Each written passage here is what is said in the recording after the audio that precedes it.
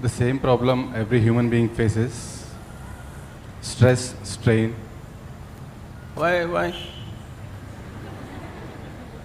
Why are you making it universal?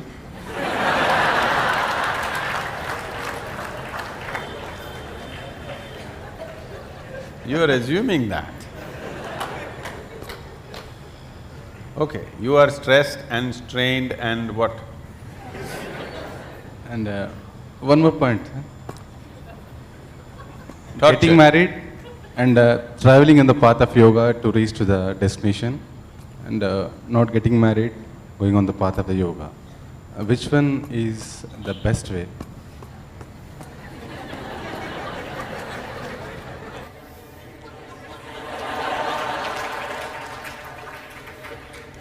So he has named his wife and children as stress, strain, torture.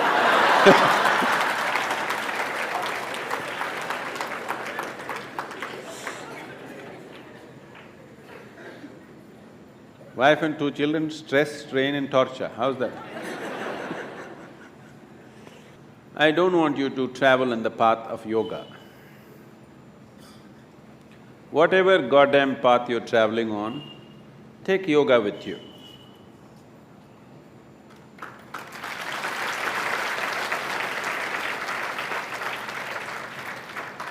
It will make the path easy and beautiful. Whether you go north or south, if it is dark, you take a torch, isn't it? Only northward people take torch, southern people take darkness with you. Is there such a thing? No. So, you getting married is because of your needs. You were not born with your wife, were you? You were born like this, a complete human being. Because you have certain needs, physical, psychological, emotional, maybe financial, social, that also is there, right? So, various needs. Marriage is generally supposed to be a package which deals with all these needs.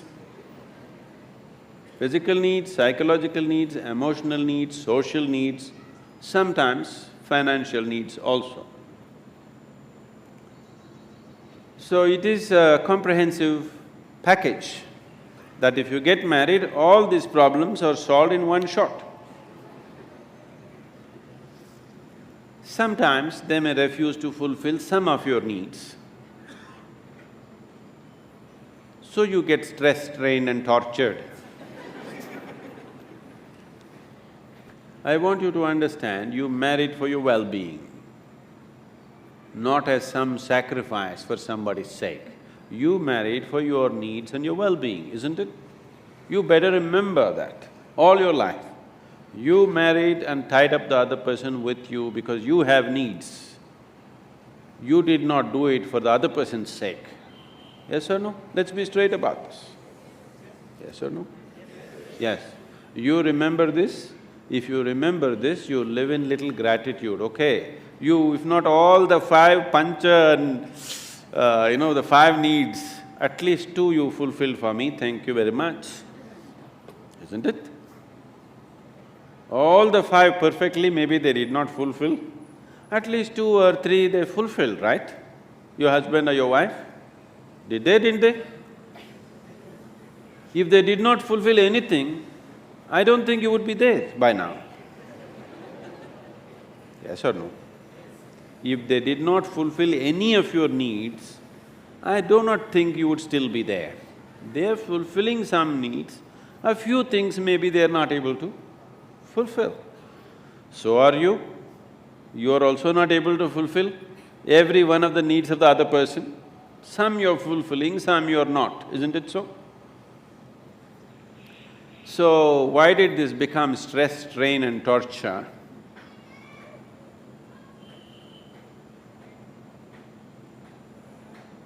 Whichever way you have made it, till now, it doesn't matter. If you're willing, in 3 days' time, it doesn't matter how bad your situation is, in 3 days' time, you can bring it to a semblance of peace. If not love, if not ecstasy, at least you can bring it to a peaceful state in 3 days' time if you are willing, 100%. Yes or no? At least you can shut up. Simply, whatever happens. Peace will happen.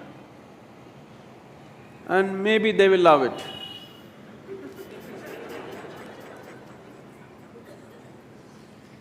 So, don't walk the path of yoga, whatever the path, you must carry yoga with you. If you carry yoga with you, it'll light up your path, whatever path you have chosen. You have chosen your path out of your needs. You already done it, so that's up to you. Those who have not done it, I would like you to choose your path not out of your compulsive needs, but of your conscious needs. So, when that stage in your life comes, it is time to consciously look at your life and see, will today's needs mean something to you after 5 years or 10 years? Will it be worthwhile to tie up your life for the simple needs that you have today, or are these just passing needs for you? It's a very strong need, you must marry. If it is not a strong need, it's a passing need. You can work out your needs probably by just going to a cinema, then no need to get married, you know. Yes, many people are like this, their needs are not very strong, it's just passing. But social structure tells them you have to. Not necessary. It must be a conscious choice. Whichever way you go, it must be your conscious choice, not compulsive choices. Because if you choose compulsively, you will always take it out on the people around you.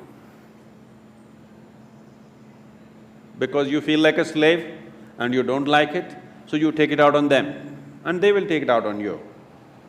So, it is not about what you're doing, it is about how you do it. What you're doing is according to our requirements, but how you do it will determine the nature of your life. Is it an advantage to walk single rather than walk with people?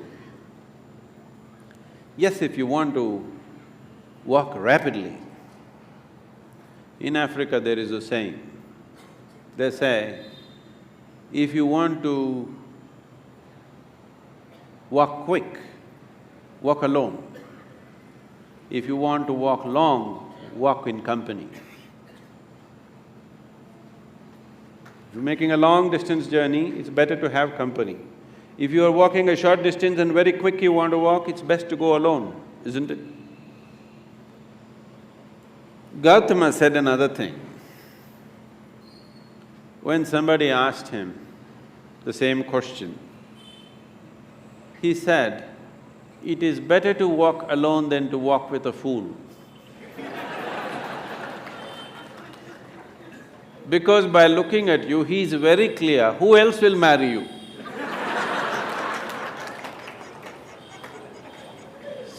So that is Gautama's way of working.